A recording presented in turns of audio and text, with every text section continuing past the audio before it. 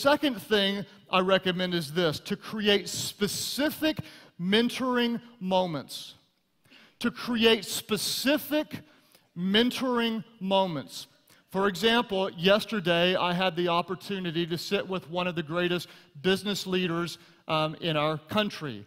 And I was there asking questions and learning and pencil out, taking notes as fast as I could. A few days before that, I met with a dozen of the sharpest 18 to 24-year-olds from our church. Now, why did I do that? I simply asked our leaders, find me the sharpest 18 to 24-year-olds, get them together, and I want to meet with them. Mentoring. Both of those meetings did not happen by accident.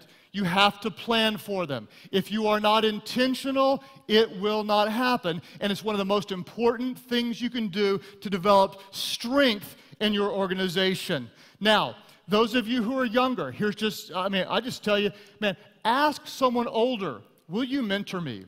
Will you speak into my life?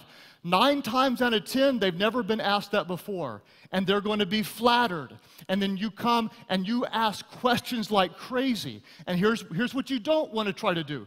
Don't try to copy what they do. Learn how they think. Don't say, hey, Bill Hybels, what's your schedule like? Okay? You honestly think your schedule would be anything like him, okay? If you do, smoke some more crack. It'll never, you don't want to try to do what he does. You can't because you're not him. But what you need to do, you can learn how he thinks. What are you reading? What would you do in this situation? What advice would you give to yourself if you were 20 years younger? What do you see in me? How can you help me develop? What do I not see in me that you see? Where are my weak spots?